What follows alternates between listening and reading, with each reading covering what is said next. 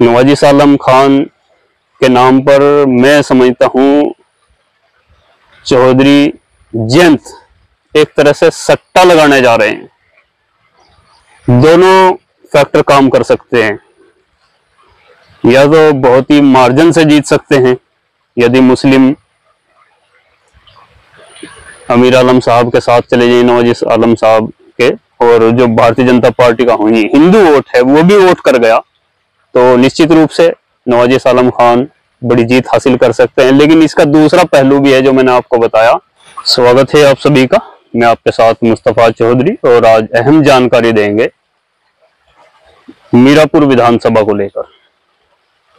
उपचुनाव होना है, जो 10 विधानसभा सीटों पर उत्तर प्रदेश की उपचुनाव होना है अभी जल्द ही। उनमें से एक सीट है मीरापुर, मुजफ्फरनगर की मीरापुर विधानसभा सीट है, जहां से चंदन सिंह चौहान विधायक थे आरएलडी के टिकट पर, और अब वो सांसद बन चुके हैं, तो इसलिए वो सीट खाली है और उस पर उपचुनाव होने हैं। कयास लगाए जा रहे हैं अभी किस पार्टी से कौन उम्मीदवार होगा। अब सबसे पहली जो अपडेट आई है, जो प्रत्याशी की घोषणा या कुछ जानकारियां मिली हैं आरएलडी की तरफ से मिली हैं, और जानकारी बड़ी दिलचस्प है, क्योंकि आरएलडी ने अमीर आलम पूर्व सांसद, उनके बेटे विधायक नवाजिश आलम खान को चुनाव लड़ने के लिए बोला है। ये जानकारी स्वयं अमीर आलम साहब ने वीडियो के माध्यम से दी, अपने समर्थकों के बीच दी। विधायक नवाजिश आलम खान साहब भी वहां पर बैठे थे, और उन्होंने बाकायदा बताया कि जयंत चौधरी का मेरे पास फोन आया, और मेरा हालचाल जानने के बाद उन्होंने ये कहा कि मीरापुर से नवाजिश आलम को मैं लड़ाना चाहता हूं, क्या ख्याल है। और इस पर अमीर आलम साहब ने हामी भर दी कि लड़ाइए और इंशाल्लाह हम जीतेंगे।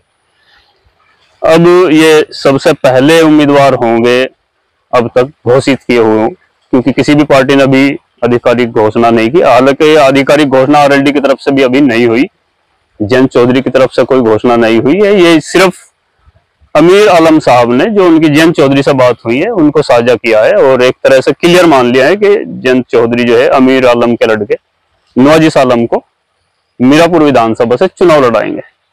अब दिलचस्प बात होगी, आरएलडी भाजपा का गठबंधन है, और जैसे ही आरएलडी भाजपा के साथ गई, एक चर्चा हुई कि अब जो मुस्लिम और जाट का जो भाईचारा था, जो मुस्लिम और जाट आरएलडी को वोट देता था, अब वो समीकरण दोबारा नहीं बन पाएगा, क्योंकि आरएलडी बीजेपी के साथ चली गई है। अब आरएलडी क्या अकेले दम पर चुनाव लड़ेगी?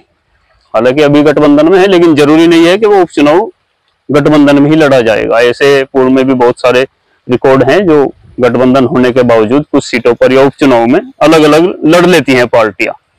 अभी लोकसभा की अगर हम बात करें, आम आदमी पार्टी दिल्ली में गठबंधन के साथ लड़ी कांग्रेस के, और पंजाब में अलग अलग चुनाव लड़ी दोनों पार्टियां। खैर, ये अभी क्लियर नहीं है कि आरएलडी गठबंधन से लड़ेगी या अकेले दम पर लड़ेगी। सवाल यह है कि अभी आरएलडी गठबंधन के साथ है भारतीय जनता पार्टी के, और उन्होंने एक मुस्लिम प्रत्याशी को लड़ाने की अगर बात कही है, तो इसके पीछे की वजह क्या है, ये बड़ा दिलचस्प है। क्योंकि वही अमीर आलम साहब अभी जब चुनाव हो रहे थे लोकसभा के, और प्रदीप चौधरी जी अमीर आलम साहब के गढ़ी पुख्ता आवास उनके पास गए थे, और अमीर आलम साहब ने वो तमाम तलख बातें प्रदीप चौधरी के सामने रखी थी जो नहीं रखी जानी चाहिए थी।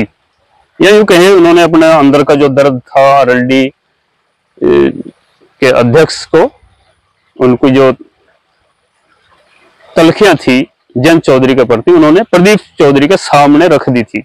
उन्होंने कहा था कि ठीक है भाई प्रदीप चौधरी जी, आप वोट मांगने के लिए आए हैं, और ये लोग, ये जो आपके सामने बैठे हैं दाढ़ी टोपी वाले, ये सब बातें भूलकर कमल पे मोहर मार भी देंगे, लेकिन जयंत चौधरी ने हमारे साथ जो बर्ताव किया है अब तक, यानी कि एक ताने भरे लहजे में अमीर आलम साहब ने प्रदीप चौधरी के सामने बातें रखी थी कि हमको टिकट नहीं दिया गया 2022 में, तब हमको टरका दिया गया।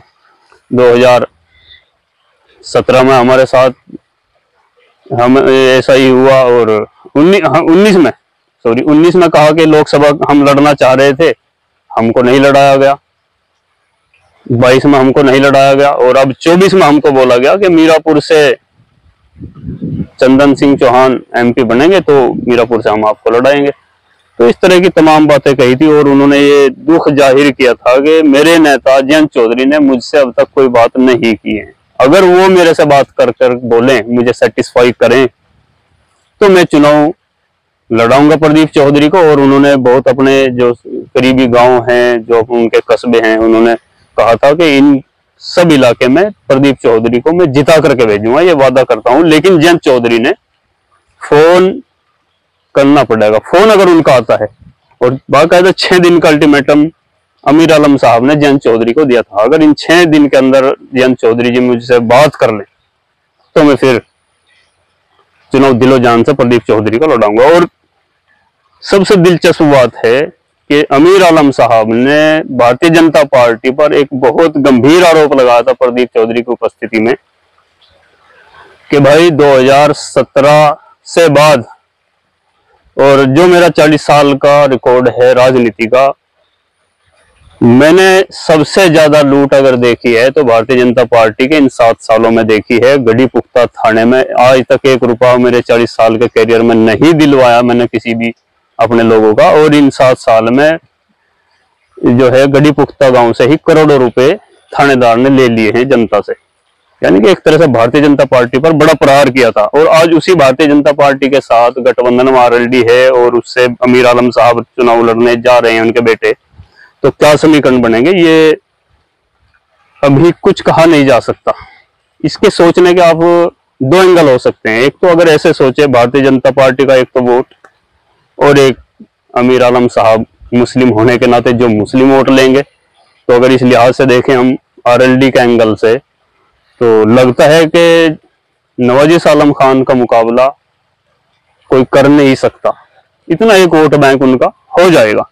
लेकिन अगर दूसरी तरफ से हम देखें, समाजवादी एंगल से देखें, तो एक तो मुस्लिम चेहरा भारतीय जनता पार्टी के लोग उनको वोट क्यों देंगे, और दूसरे अमीर आलम साहब RLD के गठबंधन में रहे, इकरा हसन कैराना से चुनाव लड़ी, और उन्होंने RLD के लिए काम किया। हालांकि वो तलखिया बयान करते रहे, लेकिन फिर भी वो RLD के साथ थे, और आज उनको टिकट मिल रहा है। तो मुस्लिम एक तरह से उनसे क्यों वोट देगा, ये मुस्लिम वोटर के अंदर भी कहीं ना कहीं कुछ उभर के आ सकता है। अगर इस एंगल से देखें तो अमीर आलम साहब मुकाबले से बाहर हो सकते हैं, उनके बेटे। तो ये इसके पीछे अगर हम दूसरी तरह से सोचे, जयंत चौधरी जिस तरह अगर मुस्लिम उम्मीदवार पर दांव लगा रहे हैं मीरापुर विधानसभा सीट से, तो इसके पीछे का मुझे एक कारण और नजर आता है। क्योंकि जिस तरह से आज उत्तर प्रदेश की राजनीति में भारतीय जनता पार्टी के बीच एक संघर्ष छिड़ा हुआ है, मुख्यमंत्री योगी आदित्यनाथ और केंद्र के बीच, या यूं कहें मुख्यमंत्री योगी आदित्यनाथ और उप मुख्यमंत्री केशव प्रसाद के बीच एक बड़ा वार छिड़ा हुआ है। रोज कयास लगाए जाते हैं कि मुख्यमंत्री जी को हटाने की कोशिश की जा रही है, दूसरी तरफ के मुख्यमंत्री इतने मजबूत हैं उनसे हट नहीं सकते, तमाम तरह के कयास लग रहे हैं। और ये अभी जो लोकसभा का आम चुनाव हुआ, भारतीय जनता पार्टी की हालत बड़ी पतली नजर आई। तो हो सकता है जयंत चौधरी भविष्य में, यानी कि 2027 का चुनाव, वो सोच रहे हो कि भारतीय जनता पार्टी के साथ नहीं लड़ा जा सकता, और वो अपने पूर्व के समीकरण मुस्लिम जाट को साधने की कोशिश अभी से मीरापुर विधानसभा सीट के जरिए करने जा रहे हैं।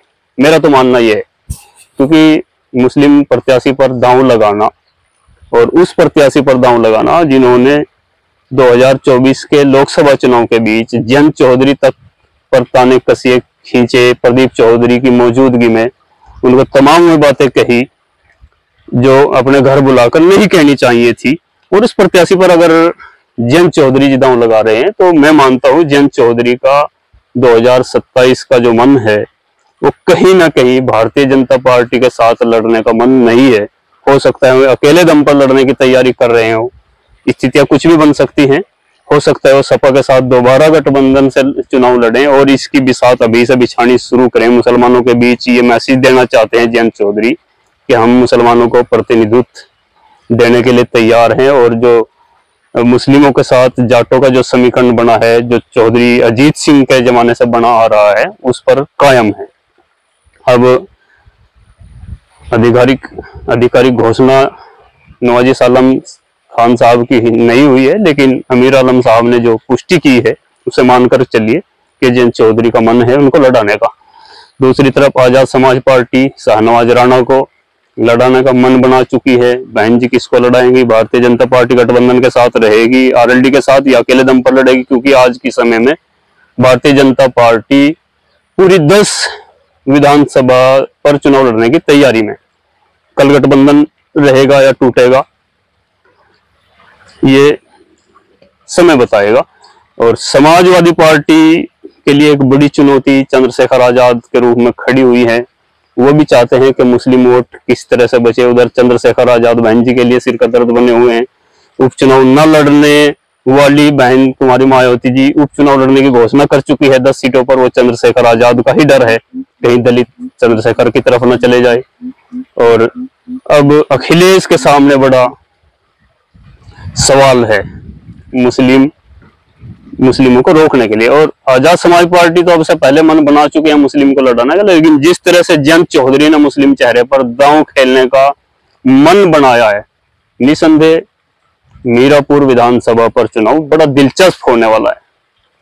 अब ये 10 विधानसभा पर तो नहीं कह सकता, लेकिन मीरापुर विधानसभा सीट पर जो उपचुनाव होगा उसमें मुस्लिम वोटों के ऊपर ही होगा।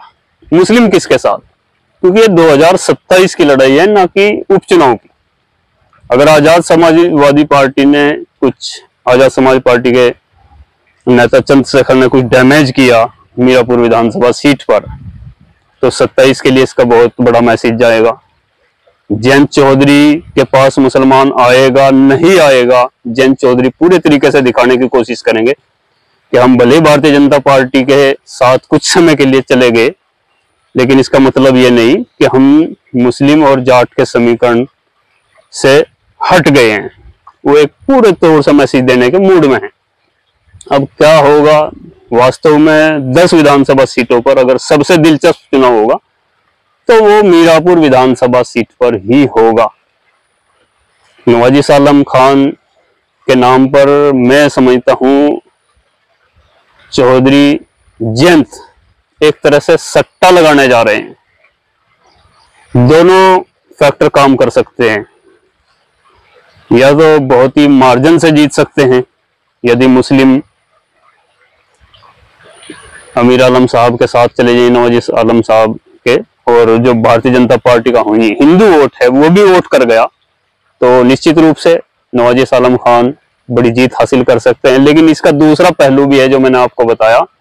मुस्लिम ये सोचकर कि तो भाजपा के साथ हैं, वोट ना दें नवाजी आलम साहब को, और बीजेपी का जो हिंदू वोट है, जो उसका कोर वोटर है, वो ये सोचकर कि ये मुस्लिम है और समाजवादी पार्टी की तरफ से कोई मजबूत हिंदू चेहरा आ गया, या आजाद समाज पार्टी के जो मुस्लिम चेहरा आएंगे उसकी तरफ मुस्लिम समाज चला गया, तो मैं समझता हूं नवाजी आलम खान साहब को जमानत बचाने के लिए भी लाले पड़ सकते हैं।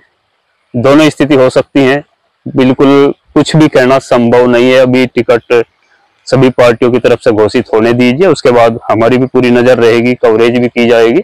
लेकिन अब तक के इस घटनाक्रम पर नवाजी आलम पर जो चौधरी साहब दांव लगा रहे हैं, आप क्या सोचते हैं? क्या ये 2027 में जयंत चौधरी के भारतीय जनता पार्टी से अभी से मोहभंग होने की एक पूर्व सूचना है, या कुछ और क्या ये मुसलमान वोट की एक लड़ाई है? Samajwadi party, Azad Samaj party, Bahujan Samaj party और आरएलडी के बीच। ये बड़ा दिलचस्प है 2027 के लिए। आप क्या सोचते हैं? और जो भी आप सोचते हैं कमेंट बॉक्स में जरूर बताएं, और वीडियो अच्छी लगी हो तो चैनल को सब्सक्राइब जरूर करें। धन्यवाद।